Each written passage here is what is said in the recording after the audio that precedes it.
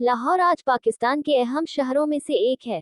पाकिस्तान के रेवेन्यू में लाहौर का अहम हिस्सा है।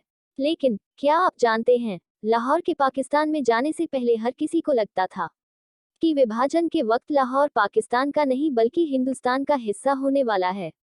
भारत ही नहीं, आज के पाकिस्तान वाले हिस्से के लोगों को भी लगता था लाहौर पाकिस्तान का नहीं, भारत का हिस्सा होगा। लेकिन अंत में ऐसा नहीं हुआ। अब सवाल ये है कि आखिर लोगों को ऐसा क्यों लगता था कि लाहौर पाकिस्तान के नहीं भारत के हिस्से में जाना चाहिए, और बाद में ऐसा क्या हुआ कि लाहौर को पाकिस्तान का हिस्सा बना दिया गया। ऐसे में जानते हैं लाहौर के पाकिस्तान में शामिल होने की कहानी।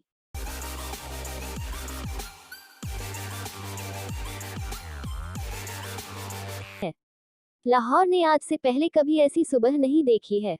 सड़कों पर लाशें पड़ी हैं, जले घर रात में हुए आतंक की गवाही दे रहे हैं।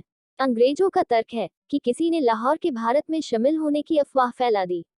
इसी के विरोध में हिंदुओं और सिखों का कत्लेआम हुआ। दोपहर करीब 3 बजे तक अंग्रेज अफसर 100 लोगों के मरने की पुष्टि कर चुके हैं, लेकिन चश्मदीद यह संख्या करीब 10 गुना बता रहे हैं। सिर्फ 24 घंटे में लाहौर में हालात इतने बिगड़ गए कि गवर्नर जेनिकिंस ने लॉर्ड माउंटबेटन को टेलीग्राम भेजकर फौज की डिमांड की। लिखा, लाहौर और अमृतसर की पुलिस पर भरोसा नहीं किया जा सकता। कत्लेआम करते हुए कई पुलिस वालों को देखा गया है। हालात अब काबू से बाहर हैं। इसे फौज ही संभाल सकती है। लियाकत अली ने एक नारा दिया है, हंस के लिया पाकिस्तान, लड़के लेंगे हिंदुस्तान। लाहौर की हर गली, हर मोहल्ले में यही नारा गूंज रहा है। वरिष्ठ पत्रकार और प्रोफेसर डॉक्टर विनीता गुप्ता ने बताया कि लाहौर के कत्लेआम की वजह सिरिल रेडक्लिफ थे। उनके कार्यालय से यह सूचना लीक हुई। लाहौर पहले भारत के ही हिस्से में आना था। 12 अगस्त को इतने लोगों का खून बहा कि लाहौर को भारत में मिलाने का फैसला गुपचुप तरीके से बदलना पड़ा। रेडक्लिफ का एक सहयोगी पाकिस्तान को कोई बड़ा और समृद्ध शहर न दिए जाने से नाखुश था। लाहौर भी जब हाथ से निकलने लगा तो उसने यह सूचना लियाकत अली तक भेज दी। आजादी के बाद लंदन में रेडक्लिफ से मुलाकात करने वाले इकलौते पत्रकार कुलदीप नैयर थे। कुलदीप नैयर ने एक रेडियो चैनल को इस मुलाकात के बारे में बताया। रेडक्लिफ ने नैयर से कहा था कि सीमा रेखा खींचने के लिए सिर्फ 10 से 12 दिन मिले। एक बार हवाई जहाज से अखंड भारत को देखा। मुझे बताया गया कि लाहौर हिंदुओं का शहर है, उनकी प्रॉपर्टी मुसलमानों से ज्यादा है। लाहौर तब समृद्ध शहरों में गिना जाता था। पाकिस्तान को अब तक कोई बड़ा शहर नहीं मिला था। बंटवारे के बाद मुझसे नाराज पाकिस्तान को खुश होना चाहिए कि मैंने भारत से लेकर उन्हें लाहौर दिया। तब के लाहौर को समझने के लिए चलिए यहाँ के सांस्कृतिक विरासतों को गिनाते हैं। आर्य समाज मंदिर, महादेव मंदिर, शीतला माता मंदिर, भैरव मंदिर, रावर रोड पर श्री कृष्ण मंदिर, अकबरी मंदिर, दूधवाली माता मंदिर, महाराजा रणजीत सिंह समाधि, डेरा साहिब, प्रकाश स्थान श्री गुरु रामदास जी, भाभारियान जैन दिगंबर मंदिर, जैन श्वेतांबर मंदिर यहाँ के मशहूर धार्मिक स्थल हैं। लाहौर के पंजाब यूनिवर्सिटी में 8671 संस्कृति और हिंदी की पांडुलिपियां आज भी रखी हैं। अधिकतर बड़े व्यापारी हिंदू हैं। भारत और पाकिस्तान दोनों के हुक्मरान फौज के बंटवारे का दबाव बना रहे हैं। आजादी के बाद अंग्रेज हटे तो हालात बगैर फौज के संभालना नामुमकिन होगा। रेडक्लिफ आज इसी पर फैसला लेने वाले हैं। फील्ड मार्शल सर क्लाउड अचिलेक भी उनके पास आ चुके हैं। भौगोलिक और आबादी के अनुमान के साथ फौज के बंटवारे का प्लान बना। एयरफोर्स की 10 स्क्वाड्रन हैं। इनमें से 8 भारत और 2 पाकिस्तान को दी गई। इसी तरह नेवी की 2 यूनिट भारत और 1 पाकिस्तान के हिस्से में गई।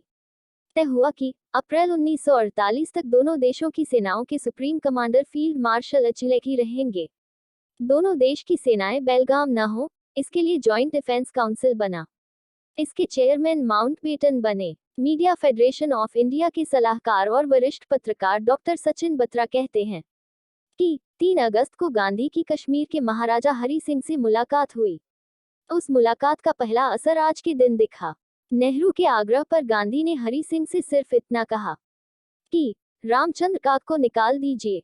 रामचंद्र काक हरि सिंह के प्रधानमंत्री थे। 12 अगस्त को महाराजा ने काक को बाहर का रास्ता दिखा दिया। काक ने भागने की कोशिश की तो उन्हें नजरबंद करा दिया। अपने रिश्तेदार जनक सिंह को नया प्रधानमंत्री घोषित कर दिया। डॉक्टर सचिन बत्रा कहते हैं कि उस दिन गांधी ने अगर हरि सिंह से भारत में विलय की गुजारिश की होती तो कश्मीर की जो आज समस्या है वह होती ही नहीं। गांधी की बात महाराज कभी न टालते, लेकिन गांधी सिर्फ काक और नेशनल कॉन्फ्रेंस के नेता शेख अब्दुल्ला तक सीमित रह गए। इसकी एक बड़ी वजह जून में माउंटबेटन का कश्मीर दौरा था। जून के तीसरे सप्ताह में माउंटबेटन कश्मीर में महाराजा हरि सिंह से मिले। उन्होंने पाकिस्तान में कश्मीर के विलय पर चर्चा की। दलील दी कि यहाँ की आबादी मुस्लिम है, ऐसे में पाकिस्तान में जाना सही होगा। महाराजा ने माउंटबेटन की दलील खारिज कर उनकी सलाह ठुकरा दी।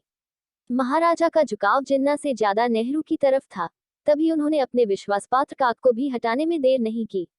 आजादी की तैयारियां सिर्फ अपने देश में नहीं चल रही हैं, लंदन में भी वैसा ही उत्साह है। यहाँ भारतीयों का सबसे बड़ा अड्डा इंडिया हाउस है। छात्रावास से शुरू हुआ इंडिया हाउस का सफर कई कार्यालयों तक पहुंच चुका है। आजादी से जुड़े मसलों पर यही मीटिंग होती है।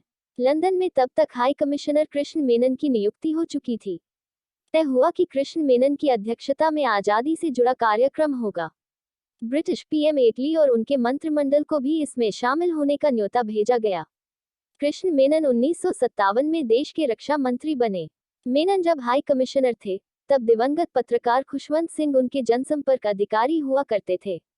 उन्होंने अपनी किताब ट्रुथ लव अ लिटिल मालिस में लिखा है कि मेनन एक बदमिजाज और नाकाम बैरिस्टर थे। पंडित नेहरू जब भी ब्रिटेन आते, मेनन उनकी जी हजूरी में लगे रहते। वे पैदाइशी झूठे इंसान थे। उनकी नज़र हमेशा सुंदर महिलाओं पर रहती थी।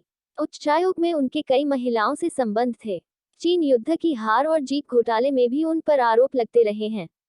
कहा जाता है कि नेहरू से करीबी संबंधों की वजह से लंदन में भारत के पहले हाई कमिश्नर बने थे। तो यह थी कुछ बातें लाहौर के बारे में। ये वीडियो आपको कैसा लगा कमेंट में जरूर बताएं, और अगर आप चैनल पर नए हो तो चैनल को सब्सक्राइब करें।